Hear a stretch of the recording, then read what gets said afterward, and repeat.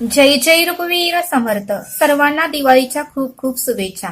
सर्वांनी दिवाळीला जर सद्गुरूंना बोलवलं तर सद्गुरू कोणाच्याही रूपात नक्कीच येतील असं समर्थ आपल्याला इथे सांगतात.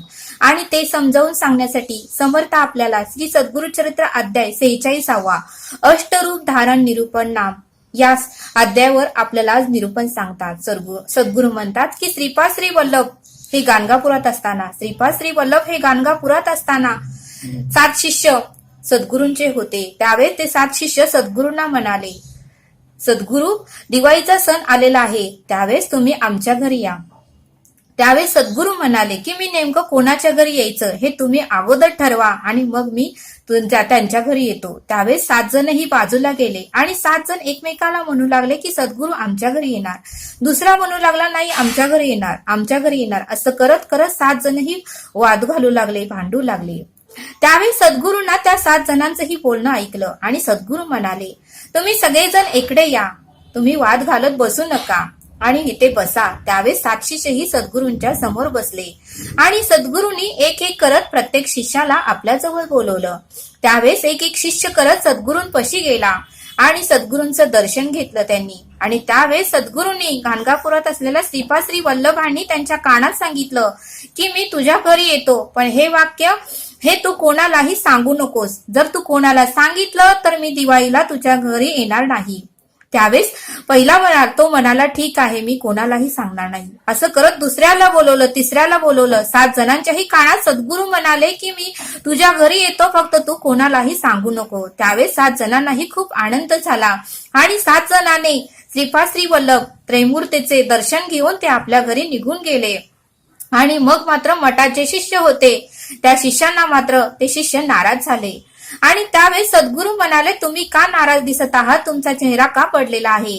त्यावेळेस त्या मठातील शिष्य म्हणाले, जे मठाची देखरेख करत होते, मठातील सद्गुरूंची पूजा करत होते, ते म्हणाले, सद्गुरू परब्रह्म ईश्वरा, तुम्ही जर मठातून निघून गेला तर आम्ही दिवाळी कशी साजरी करायची, आम्ही कोणाचं दर्शन घ्यायचं. पाडवा हा 3.5 मुहूर्तापैकी एक मुहूर्त आहे, आम्ही कोणाच्या चरणाची पूजा करायची. आणि मग मात्र ते शिष्य मठातील रडू लागले. त्यावेळी सद्गुरू म्हणाले की तुम्ही रडू नका, मी ही मठातच राहणार आहे दिवाळीच्या सणाला. त्यावेळेस त्या शिष्यांना खूप आनंद झाला आणि मग मात्र त्यांनी आनंदाने मठाची पूर्णपणे दिवाळीसाठी तयारी करू लागले. आणि मग मात्र दिवाळीचा सण आला आणि दिवाळीच्या सणा दिवशी सद्गुरूंनी मंगलाचे स्थान केले.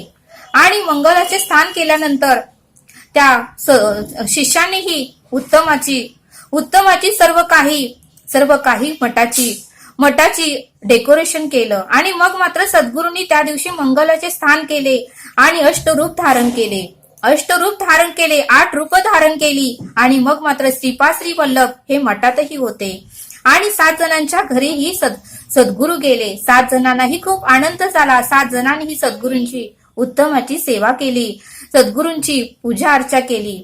आणि मग मात्र सद्गुरू मठातही होते, मठातील शिष्यांनीही सद्गुरूंची उत्तमाची सेवा केली.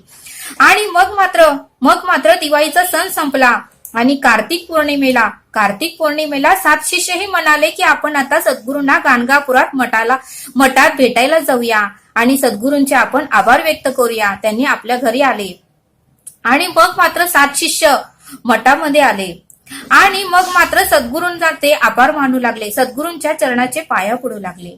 आणि 7 जण म्हणाले की सद्गुरू माझ्या घरी होते, तुझ्या घरी कसे आले. दुसरा म्हणाला नाही माझ्या घरी होते, तुझ्या घरी कसे आले.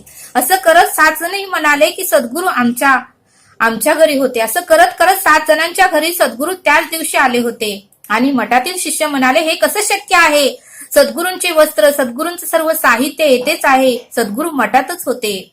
त्यावेळेस सद्गुरू हसले आणि सर्वांना कळालं की सद्गुरू त्रैमूर्ती अवतारू श्रीपाद श्री वल्लभांनी अष्टरूप धारण केलं होतं आणि कोणालाही दिवाळीच्या सणाला नाराज केलं नव्हतं. मठातील शिष्यांनाही नाराज केलं नव्हतं. मठातही सद्गुरू सेवेला होते. आणि 7 शिष्यांच्या घरीही त्यांनी जसं श्रीपाद श्री वल्लभांनी 7 शिष्यांना सांगितलं होतं तसं 7 शिष्यांच्या घरीही सद्गुरू होते. त्यावेळेस मात्र त्या 7 शिष्यांच्या डोळ्यात अश्रू आले, मठातील शिष्यांच्या डोळ्यातही अश्रू आले. आणि सर्वांनी श्रीपाद श्री वल्लभ सद्गुरूंचे चरण पकडले आणि त्यांचं दर्शन घेतलं. आणि मग मात्र सद्गुरूंची ते आरती करू लागले. आणि म्हणूनच समर्थ म्हणतात की अनंत रूप धारण करणारा हा त्रैमूर्त आहे, अनंत रूप धारण करणारा त्रैमूर्ती आहे. आणि तुझे सामर्थ्य आम्हाला कसे कळणार, तुझे सामर्थ्य आम्हाला कसे कळणार, असे ती 7 शिष्य सद्गुरूंना म्हणू लागले आणि सद्गुरूंची दीप आराधना करू लागले. आणि म्हणूनच समर्थ म्हणतात की संसार सागर तारून जाण्यासाठी श्री सद्गुरू हा सर्वांचा आधार आहे. त्यामुळे त्रैमूर्ती अवतार श्रीपाद श्री वल्लभ सद्गुरूंचे चरण कधीही सोडू नका.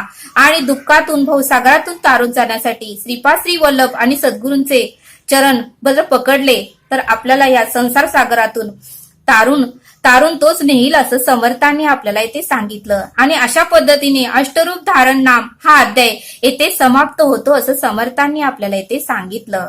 तरी आता आपण येथेच थांबूया. दिवाळीच्या परत एकदा सर्वांना खूप खूप शुभेच्छा. तरी आता आपण येथेच थांबूया. धन्यवाद. जय सद्गुरू.